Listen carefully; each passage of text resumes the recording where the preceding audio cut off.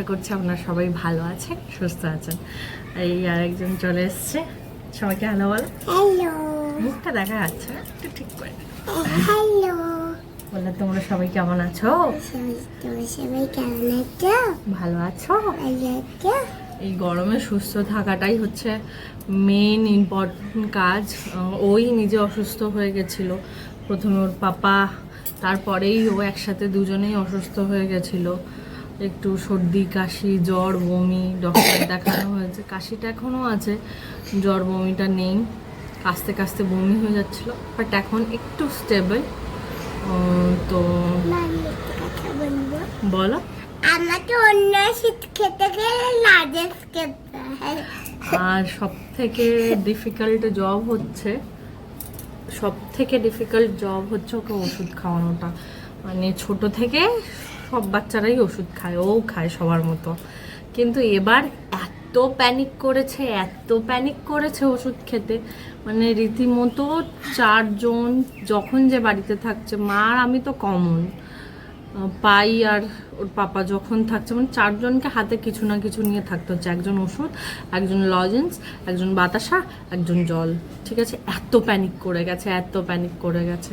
আর ওই প্যানিকের মুহূর্তে ভিডিও করাও সম্ভব হয় না, নইলে আপনাদের ক্লিপটাও দেখাতাম। এত কান্নাকাটি ওষুধ খাওয়ানো নিয়ে, মানে প্রথম দিন ফার্স্ট ডোজগুলো যখন পড়ছে, তখন প্রথম দিন তো মানে ওষুধ খাইয়েছে, দুবারই বমি করে দিয়েছে, কিচ্ছু যায়নি পেটে। সেই তাকে কেমন করে যে কত রকম প্র্যাকটিস দিয়ে তাকে খাওয়ানো, মানে প্রায় 1 ঘন্টা লেগে গেছে, 1 থেকে 1.5 ঘন্টা লেগে গেছে। ঘন্টা বসবে, হ্যাঁ দিয়ে তো ওইটাই, বাচ্চা কাচ্চাদের শরীর খারাপ হলে মন টন ঠিক থাকে না। আর গরমে খুব মানে এক্সস্টেড লাগে, আমরা নিজেরাই সহ্য করতে পারছি না, তো বাচ্চারা কি সহ্য করবে। আজকের একটা ডেইলি ব্লগ একটা বানালাম, কি করলাম না করলাম, সারাদিনের টুকিটাকি কাজবাজ, মেয়ে কী করলো, এই সবই। তো চলো ব্লগটা কন্টিনিউ করি, আর আশা করছি ব্লগটা আপনাদের ভালো লাগবে। সব থেকে এই গরমের টাফ জবটা কি জানেন?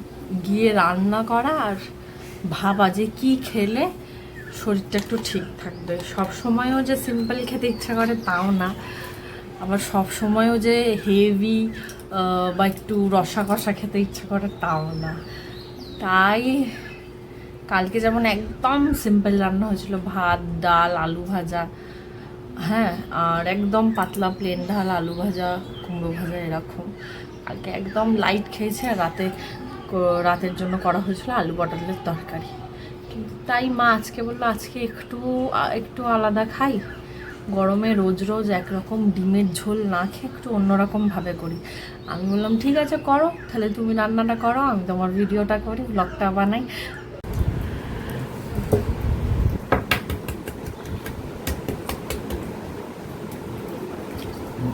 আজকে হবে ডিমের একটা অন্যরকম রেসিপি, তাই তো বেটো?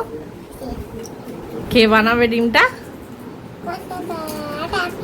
তাই এখানে চলছে ডিম ছাড়ানোর পর্ব, দুজনে মিলে ডিম ছাড়াচ্ছে, রান্নাটা শুরু হলে আর খাচ্ছে। ডিমটা ছাড়াতে থাকবো, আসছি আমি।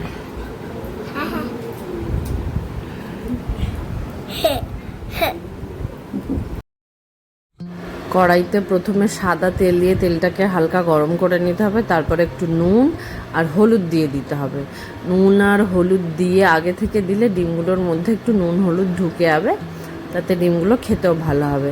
সেদ্ধ করা ডিমগুলো এবার আস্তে আস্তে ছেড়ে দিলাম, ডিমগুলোর গায়ে হালকা করে একটু ছুরি দিয়ে কেটে নিয়েছি, যাতে মশলাগুলো ওর মধ্যে ভালো করে ঢুকে যায়। এবার ভালো করে কড়াইতে ডিমগুলোকে লাল লাল করে ভেজে নিতে হবে। লাল লাল করে ভাজা হয়ে গেলে একে একে আমরা ডিমগুলোকে এবার তুলে নেব।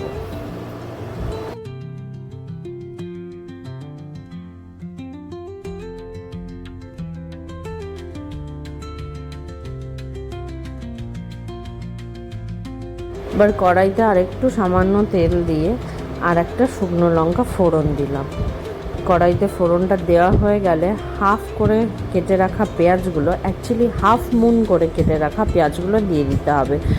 পেঁয়াজগুলোকে হাফ করে কেটে তারপরে স্লাইস করাটাকেই হাফ মুন পেঁয়াজ বলা হয়। এর মধ্যে সামান্য একটু নুন দেব, নুন দিয়ে ভালো করে পেঁয়াজটাকে নাড়াচাড়া করব। নুনটা এখন এই কারণে দিলাম, তার কারণ হচ্ছে পেঁয়াজটা যাতে তাড়াতাড়ি সেদ্ধ হয়ে যায়। যতক্ষণ পেঁয়াজের রঙটা ছেড়ে একটু পিঙ্কিশ কালার না হয়ে আসছে ততক্ষণ অবধি ভালো করে পেঁয়াজটাকে আমাদেরকে ভেজে নিতে হবে। পেঁয়াজের কালারটা চেঞ্জ হয়ে গেলে এর মধ্যে আমরা টমেটো দিয়ে দেব। টমেটো দিয়ে এটাকেও ভালো করে নাড়াচাড়া করে ঢাকা দিয়ে রেখে দেব। টমেটো যতক্ষণ না একটু মেল্টেড হচ্ছে, একটু মজছে, ততক্ষণ এটাকে আমরা ঢাকা দিয়ে রাখবো।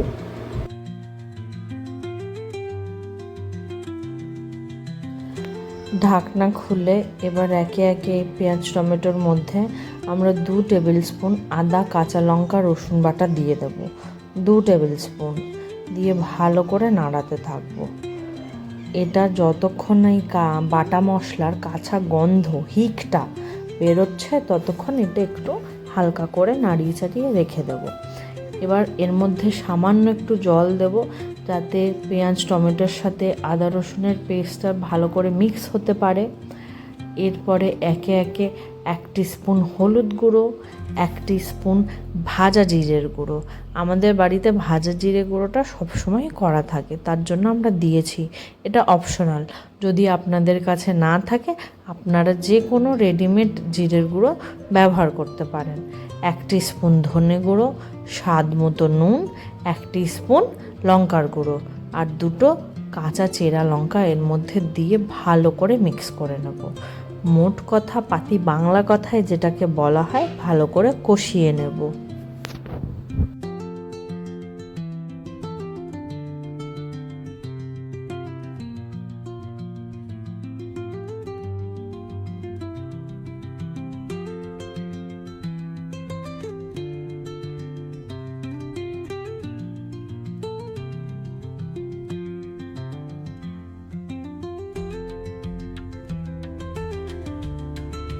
সব মশলাগুলোকে ভালোভাবে পেঁয়াজ টমেটো আর বাটা মশলার সাথে মিশিয়ে নেব, ভালো করে কষিয়ে নেব।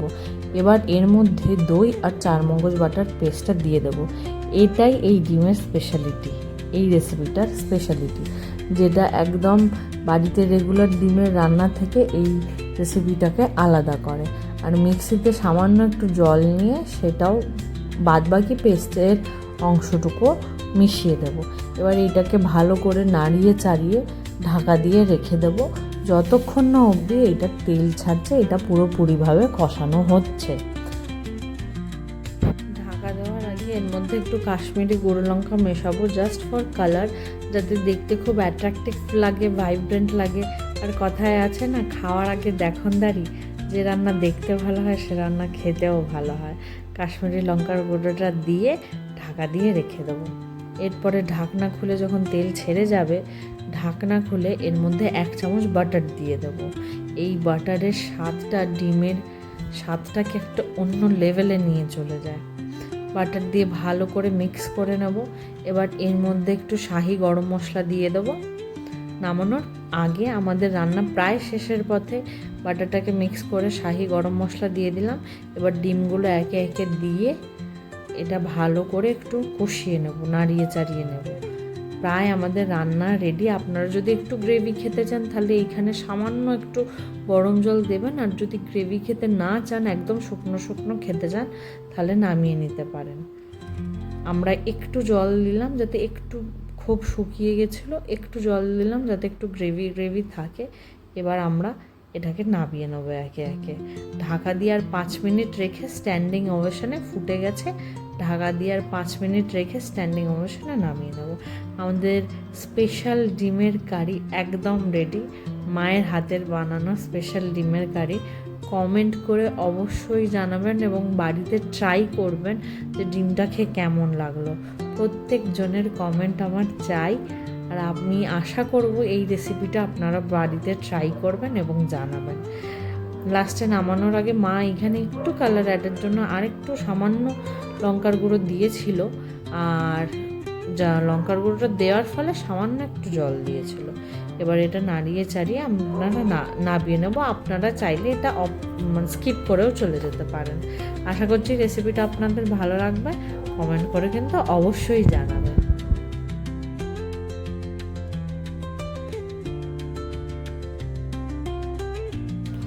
এই ডিমের রেসিপিটা আপনারা যে কোনো কিছুর সাথে খেতে পারেন, ভাত, রুটি, রাইস, পরোটা, যে কোনো কিছুর সাথে খুব ভালো লাগবে খেতে। টেস্ট কেমন হয়েছে না হয়েছে সেটা তো বাড়িতে ট্রাই না করা অবধি আপনারা জানতে পারবেন না। অবশ্যই অবশ্যই ট্রাই করবেন এবং কমেন্টে আমাকে জানাবেন কেমন হলো। আর আমি আপনাদের রিভিউ, কমেন্ট সব কিছু মাকে কনভে করে দেবো, তাহলে তারও ভালো লাগবে তার রেসিপিটা যখন আপনারা বাড়িতে বানাবেন। এই হচ্ছে আমাদের ডিমের ফাইনাল লুক। এবার একটুখানি ভিডিও শ্যুট করে নিলাম যাতে দেখতে খুব ভালো লাগে, অ্যাট্রাক্টিভ লাগে। আশা করি ব্লগটা আপনাদের সবার খুব ভালো লাগলো, ডিমের এই রান্নাটা। হ্যালো, সন্ধে হয়ে গেছে, প্রায় 6:30 বাজতে যায়। আমার যে ব্যালকানিতে দুটো গাছ আছে, চলুন গাছ দুটোতে একটু জল দিয়ে দিই, কারণ গরমে 2 দিন ছাড়া ছাড়া, 1 দিন ছাড়া ছাড়াই আমি জল দিই। খুব বেশি দিই না, কারণ একটা হচ্ছে শীতকালের গাছ আর আরেকটা হচ্ছে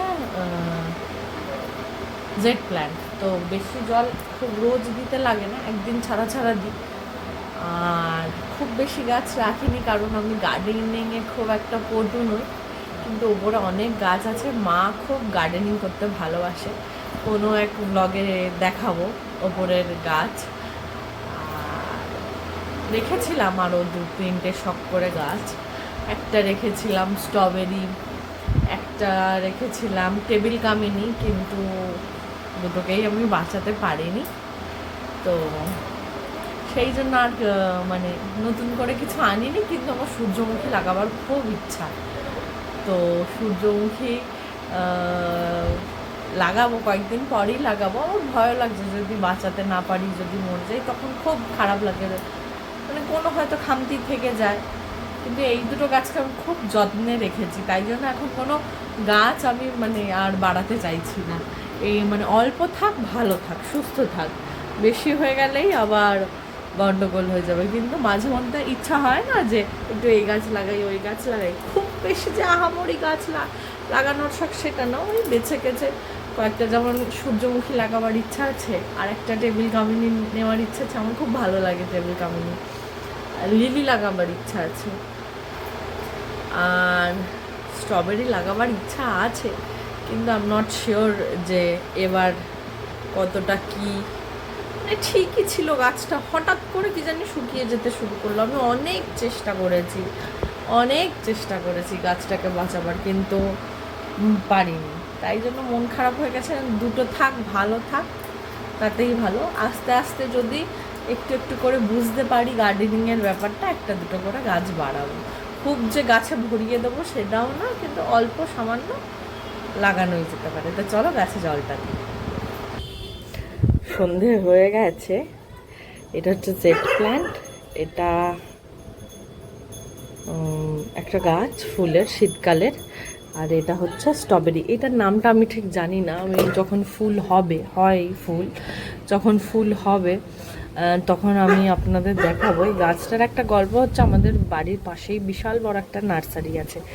তো সেই নার্সারিতে মা প্রায়ই যায়। তো মেয়েকে নিয়ে একদিন গেছিল নার্সারিতে। ভোলাদা থাকে, তো ভোলাদা ওই শীতকালের একটা সিজন চলে যাচ্ছে, তো ভোলাদা একটা শীতকালের গাছ মেয়েকে দিয়েছে যাতে ও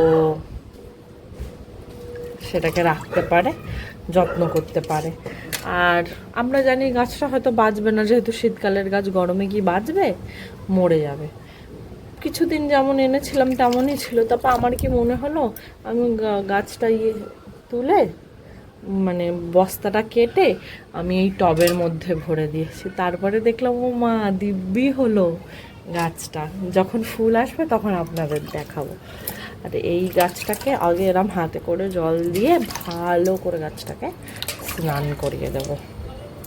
আর এটা হচ্ছে আমার অ্যালোভেরা গাছ। অ্যালোভেরা গাছের তো বেশি জল প্রয়োজন হয় না, তারা অল্পতেই খুশি, সুখী। এবার ভালো করে ভেজিয়ে দেবো।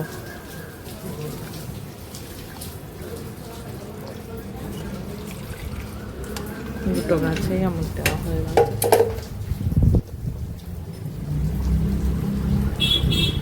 দুটো গাছেই দেওয়া হয়ে গেছে। অ্যালোভেরাটা আমি 2 দিন আগেই দিয়েছি, তাই আর দিচ্ছি না, আমি 2 দিন পর দেবো। যেদিন সকালে একদিন আপনাদের দেখাবো।